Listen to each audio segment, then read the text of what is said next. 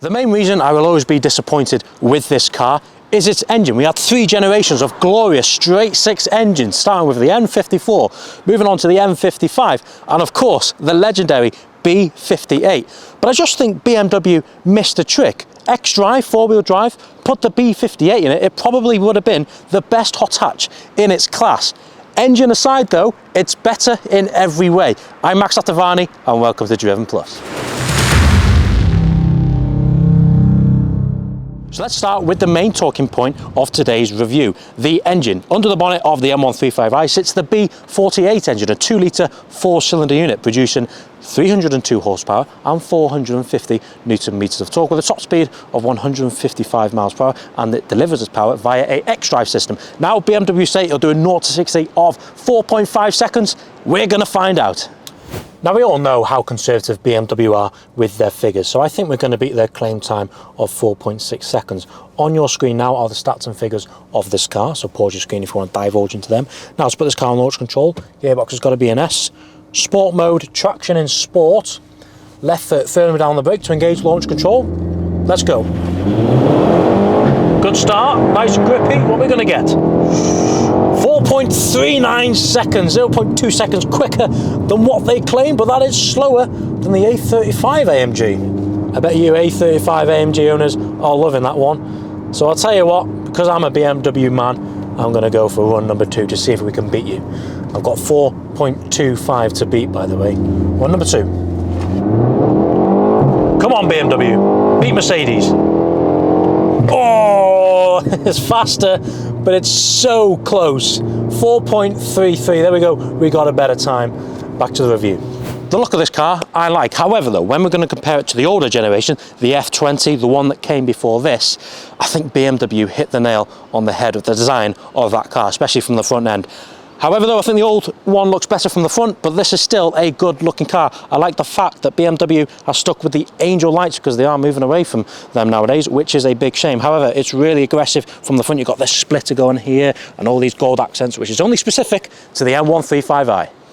Another disappointing feature about this car is its side profile. And when I mean disappointing, BMW only offer this in a 5-door hatchback. Compared to the old one, the F21, which is a 3-door version of the 1 Series, looked really, really cool. It was a bit like a shooting brake look because of how long that bonnet was. However though, it still looks pretty aggressive with these body lines going on. They're really pronounced. Wheels are 19-inch all round, and behind them on the front are 4 piston calipers, and on the rear is single piston. I do like the rear design of this car, and I particularly like the lights as well. Now looking into the boot, now it's much more practical than the older generation, 20 more litres, bringing a total of 380 litres. So there you go, much more practical yet again. Can we please start the car up? And can we give it a rev? We have a soft limiter there. Put it in sport and try revving it again. Yeah, there's a soft limiter. It's not going to sound as good as the B58, but there you go. In the back, there's a huge difference between this and the M140i. I actually have room. I can actually move my legs. And this is one selling point about this car. It's much more practical. Moving on to the inside of the car, and I have to admit, there's a big upgrade from the old generation 1 Series. It feels premium, you'd expect it to be, because prices start around £40,000. However, at £40,000, a reverse camera is not standard. You have to pay for it, along with a heads-up display as well. This is like top-of-the-range 1 Series. Come on, BMW, what are you playing at? Now, the trim, so you get like a blue backlit light. It's really, really smart. Things I like are the seats.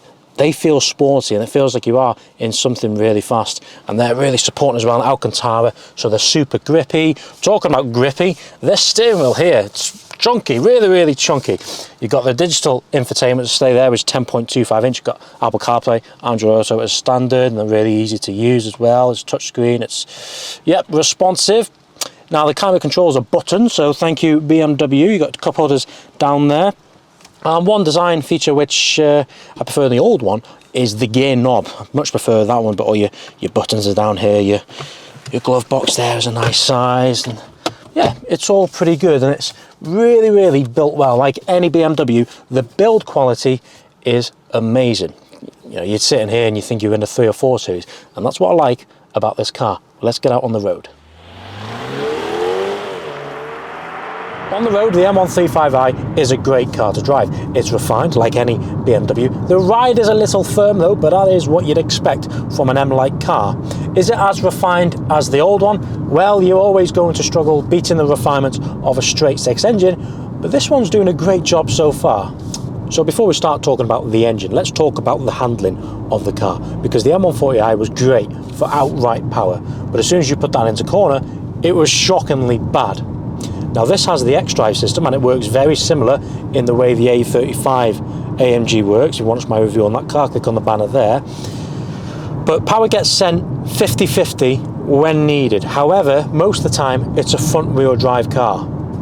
I would have preferred the system to be more rear biased, which then would have made it stick to its BMW roots, because it feels like a front wheel drive car. If it would have stuck to its BMW roots, then this is what would have made it separate it from the rest, but we'll come on to that later. Now this is a great road to test the cornering capabilities of a car. So what we're going to do is put the car in sport mode, put the gearbox in manual, so I can tell you what to do. Now firstly I'm going to compare this to the M140i to see how it responds. And as I said before, the M140i wasn't great in a corner, but let's see if it's improved. First of all, the engine's quite strong, but we'll come on to the engine later. Now, our first corner here, brakes, what are they like? Nice, they're responsive.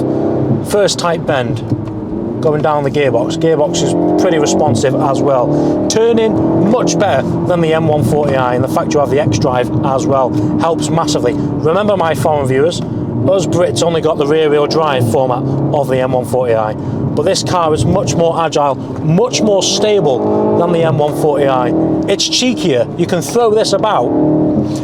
Now, this is mainly largely due to the fact that this is a 23 model, and this had the spring rates, the damper rates changed, front camera as well has been calibrated to a different setting, and you can all feel that. The front end feels much more planted, and another reason is probably it's got a front diff as well. But I'll tell you what, there is a huge improvement, but it's just the lack of body roll as well. It's just so planted in a corner. So the engine, yes, okay, you don't get that beautiful tone of a straight six coming into the cabin. Instead you get a lot of fake sound coming through the speakers, which won't surprise you, and a lot of fake pops as well, which I'm not a big fan of. They're a bit repetitive. But the engine feels strong, it's free revving, it's definitely more involving than the A35 AMG, which you'll be glad to hear about. Now I would be mad, literally mad, to even compare this to the B58. No, it's not better or even close. Gearbox is an 8-speed ZF torque converter, and in a built-up area like this, it's driving really nicely. Nice and smooth, nice, smooth changes of gears. Now, comes to a national speed limit, I'm going to put my foot down, let's see how it responds. Pretty strong. You get a nice little bassy noise coming from the back of the car, which you've got on the M240i as well, so they're not too different there. Now, it would surprise me if it's the same gearbox you find in the M140i, because those gearboxes are great. And it just makes sense to put the same gearbox in this car. Take the engine out of the equation for a minute, and this new 1 Series does everything better than the old one. Does it look better? For me, that's a hard one, but I don't think it does. Now the car feels quite agile and light, but believe it or not, it's heavier than the M140i. 75 kilos, in fact, weighing in at 1,600 kilos, which is heavy for its class, right? Put this car against its competition. I don't know what makes it stand out. Like, the old one had a lot of personality, it had a lot of character, and you'd buy that car because of its engine and rear-wheel drive setup. It was in a class of its own.